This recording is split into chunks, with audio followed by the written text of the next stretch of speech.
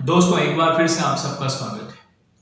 British governor, governor general और viceroy पर हमने आपको 2 लेक्चर पीछे दिए हुए हैं। हमने उन लेक्चर्स में बात की है कि कैसे हम उनके टेन्योर को आसानी से याद करेंगे। हमने 8 मैजिकल स्टेटमेंट दिए हैं और 1757 से लेके 1950 तक के बीच में अधिकारियों के कार्यकाल पर बात की है। आगे आने वाले लेक्चर्स में हम बात करने वाले हैं कि उन अधिकारियों के काल में कौन कौन सी महत्वपूर्ण घटनाएं हुई हैं। तो देखते हैं एक एक करके कि हमें उनके बारे में क्या क्या जानना है। चलिए, सबसे पहले हमने बात की 1757 से लेके 1765 तक। हमने एक पैटर्न ये बनाया ईयर का, और इस पैटर्न पे हमने 3 नाम देखे हैं। तो अगर आपको नाम और ईयर क्लियर है तो ही फिर आप इंसिडेंट्स को जोड़ पाएंगे, क्योंकि हिस्ट्री में काफी इंपॉर्टेंट बैटल्स या काफी इंपॉर्टेंट इंसिडेंट्स हुए हैं जो काफी इंटरेस्टिंग भी हैं। लेकिन हमने आपको जैसा बोला है कि ईयर का सीक्वेंस सबसे इंपॉर्टेंट है, तो ईयर्स आपको जरूर ध्यान रखना है। तो चलिए, हमने जब 1757 की बात की तो यहां पर हमें जो पहला कैरेक्टर मिलता है that is Robert Clive. Robert Clive के बारे में हमें सबसे पहले जानना है। अगर हम क्लाइव साहब के टेन्योर की बात करते हैं तो इनका टेन्योर 2 पार्ट्स में बटा हुआ है। सबसे पहले 1757 से 1760 और फिर इनका दूसरा टेन्योर स्टार्ट होता है जिसे हम 1765 से 67 के बीच में देखेंगे। तो दोनों ही टाइम के इंसिडेंट्स को अलग अलग देखेंगे, और जब आप इस लेक्चर को देख रहे होंगे तो आप फील कर पाएंगे कि इंडियन हिस्ट्री में क्या क्या चेंजेस आ रहे थे। रॉबर्ट क्लाइव के बाद अगले अधिकारी जो कुछ समय के लिए गवर्नर रहते हैं बंगाल के, उनका नाम था हॉलवेल। और जो तीसरे अधिकारी इस पैटर्न में आपको मिलेंगे उनका नाम है विंसी टार्ट। तो हेनरी साहब का कार्यकाल 1760 तक ही था और विंसी टार्ट साहब का कार्यकाल 1760 से 1765 के बीच में। यानी अब हम रॉबर्ट क्लाइव के बारे में देखेंगे कि क्लाइव साहब के काल में कौन कौन से इंपॉर्टेंट इंसिडेंट्स थे जो एग्जाम के लिए बड़े जरूरी हैं। और ये चैप्टर सभी गवर्नमेंट जॉब के लिए मस्ट है, क्योंकि मॉडर्न हिस्ट्री का सबसे इंपॉर्टेंट एरा है और उसमें भी ब्रिटिश रूल हम मिस नहीं कर सकते हैं। तो चलिए एक एक करके देखते हैं। तो अब हम देखते हैं रॉबर्ट क्लाइव के बारे में एग्जाम के हिसाब से हमें क्या क्या बातें ध्यान रखनी है। रॉबर्ट क्लाइव, अगर हम ईस्ट इंडिया कंपनी की बात करते हैं, ईस्ट इंडिया कंपनी भारत में पहले ट्रेड के लिए आती है और रॉबर्ट क्लाइव को 1742 में 1742 में ईस्ट इंडिया कंपनी में क्लर्क के पद पर नियुक्त किया गया। लेकिन धीरे ही धीरे इसने अपनी योग्यता से कंपनी में अपनी भूमिका बढ़ानी शुरू कर दी। यही कारण है कि इसे बंगाल का पहला गवर्नर बनाया गया। तो ये बात आपको ध्यान रखनी है, रॉबर्ट क्लाइव बंगाल का पहला गवर्नर था। यही कारण है कि इसे भारत में ब्रिटिश साम्राज्य का संस्थापक भी माना जाता है, फाउंडर माना जाता है। आखिर क्यों? क्योंकि इसने ईस्ट इंडिया कंपनी के ट्रेड के प्लेस पर उसके साम्राज्य की नींव रख दी थी। और इसके लिए एक वर्ड ये भी यूज होता है, अंग्रेजी साम्राज्य का अग्रगामी। रॉबर्ट क्लाइव ने अपने युद्ध कौशल नीति का परिचय कब दिया? 1751 में। आखिर रीजन क्या था? रीजन ये था, अगर हम साउथ इंडिया की बात करते हैं, दक्षिण भारत में फ्रांस और अंग्रेजी ताकतें आपस में संघर्षरत थी। कर्नाटक में जब उत्तराधिकार को लेकर संघर्ष की स्थिति थी तो फ्रांसीसी अलग व्यक्ति को समर्थन प्रदान कर रहे थे और अंग्रेज अलग। इस युद्ध में या इस उत्तराधिकार के प्रश्न में अंग्रेजों ने मोहम्मद अली को समर्थन दिया और प्रथम अर्काट के घेरे में रॉबर्ट क्लाइव की नीतियों की वजह से अंग्रेजों ने फ्रांसीसियों को पराजित करके मोहम्मद अली को कर्नाटक का नवाब बनाया। तो आपको पता होना चाहिए प्रथम अर्काट का घेरा कब डाला गया? 1751। और किसकी भूमिका रही? रॉबर्ट क्लाइव की। इन सारी चीजों के बाद क्लाइव का इंपॉर्टेंस कब बढ़ता है? 1757 जब बैटल ऑफ प्लासी होती है। बंगाल का नवाब सिराजुद्दौला जब कंपनी के व्यापार पर रोक लगाने की कोशिश कर रहा था तो कंपनी ने वहां के धनी सौदागर, वहां के सेनापति और जगत सेठ सबको मिलाकर एक षड्यंत्र रचा और इस षड्यंत्र का सूत्रधार रॉबर्ट क्लाइव था। 1757 में प्लासी का युद्ध लड़ा गया और इस युद्ध में बंगाल का नवाब सिराजुद्दौला पराजित हुआ और कंपनी ने मीर जाफर को बंगाल का नवाब बना दिया और तब ईस्ट इंडिया कंपनी ने एक नए पद का सृजन किया, गवर्नर ऑफ बंगाल, क्योंकि इन सारे इंसिडेंट्स में इंपॉर्टेंट रोल था रॉबर्ट क्लाइव का। यही कारण रहा कि रॉबर्ट क्लाइव को प्लासी के युद्ध के बाद बना दिया गया बंगाल का पहला गवर्नर। अगली इंपॉर्टेंट बात, 1759 कई यूरोपीय कंट्रीज इंडिया आती हैं ट्रेड के लिए, उनमें से डच भी एक थे, फ्रेंच भी एक थे, पोर्टुगीज भी थे। तो डच साउथ में अपनी कंपनीज और कॉलोनीज बना रहे थे। 1759 वो इंपॉर्टेंट ईयर था जब ब्रिटिशर्स और डच पावर आपस में लड़ गए और इस बैटल को जाना जाता है द बैटल ऑफ वेदारा। तो अगर आपसे कभी पूछा जाता है वेदारा का युद्ध कब लड़ा गया, 1759 किसके बीच लड़ा गया, अंग्रेजों और डचों के बीच में। क्योंकि बंगाल का गवर्नर रॉबर्ट क्लाइव था इसलिए हम उससे जोड़कर देखते हैं। तो अगर आप ये 4-5 बातें ध्यान रखते हैं तो रॉबर्ट क्लाइव के पहले टेन्योर से क्वेश्चन आपके मिस नहीं होंगे। चलिए तो आते हैं दूसरे नाम पर।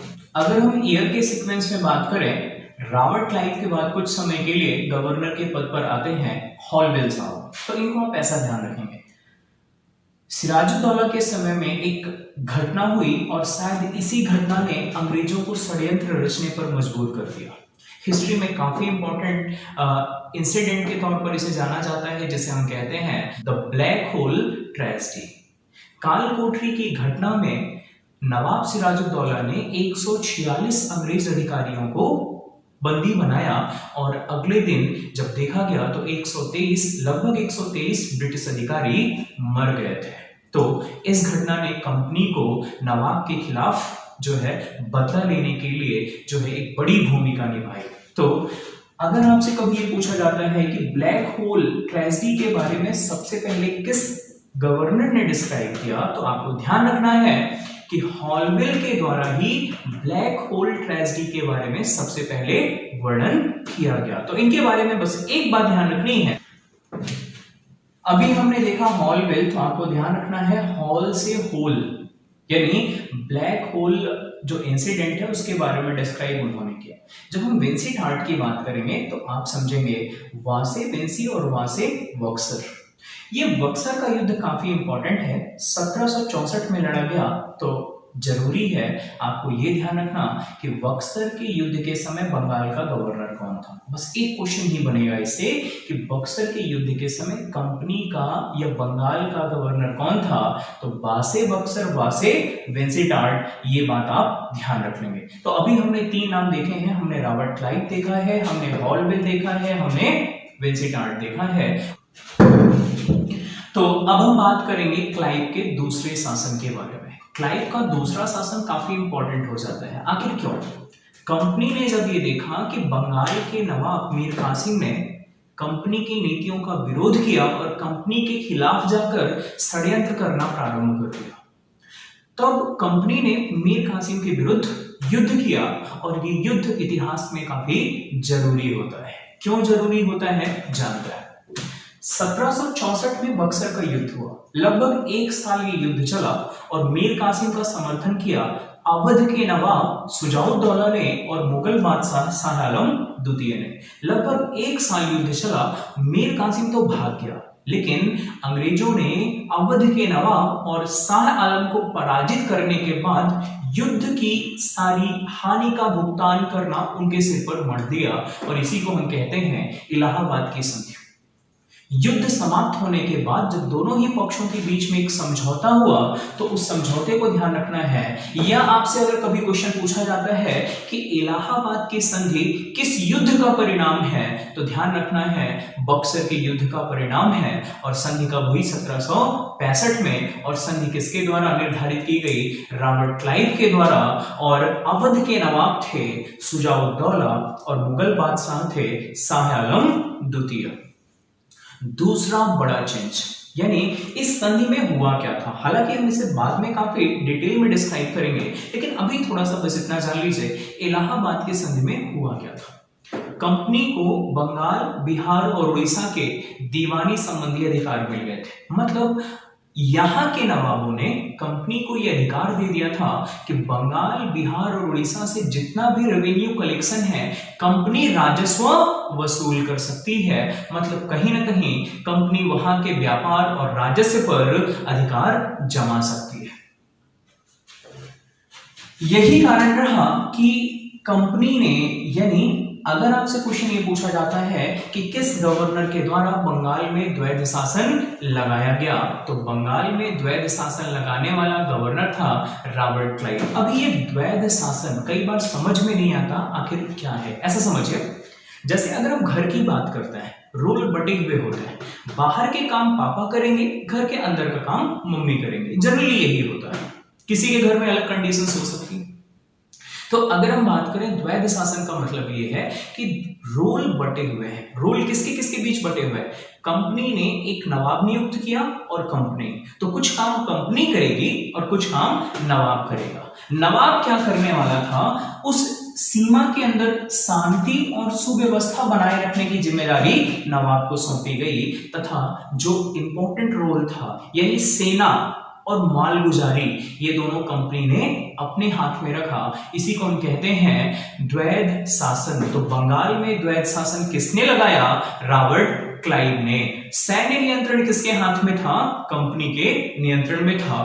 तीसरी इंपॉर्टेंट बात आपको दूसरे काल में क्या देखनी है? श्वेत विद्रोह।